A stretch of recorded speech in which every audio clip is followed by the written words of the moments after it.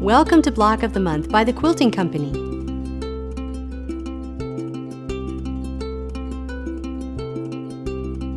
This lesson will be about the stitch and flip technique.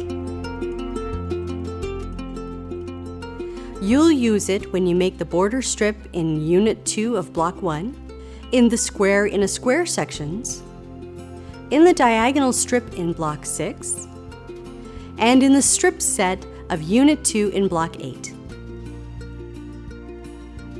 Hi, I'm Jenny K. Parks. You're here to learn the classic stitch and flip technique, so let's get started. I'm going to start with Block 5 and show the square in a square stitch and flip method. On your corner patches, draw a diagonal line. Place it on the corner of the larger patch and stitch on the drawn line. Trim away the corner with a ruler. Press away from the center. On these small corners, spritzing them with water helps them lay flat.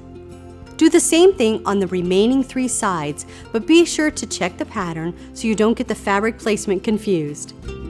The stitch and flip technique is a great option for flying geese units like in Block 8 and in border strips in Unit 2 of Block 1. You will also want to use it for the diagonal strips in Block 6, and you can get a bonus block every time. Let me show you how. Instead of marking 1 sewing line, mark 2 lines a ½ inch apart. I love using a guide like this. Sew on both lines. Cut in the middle. Press away from the center. There's your bonus block.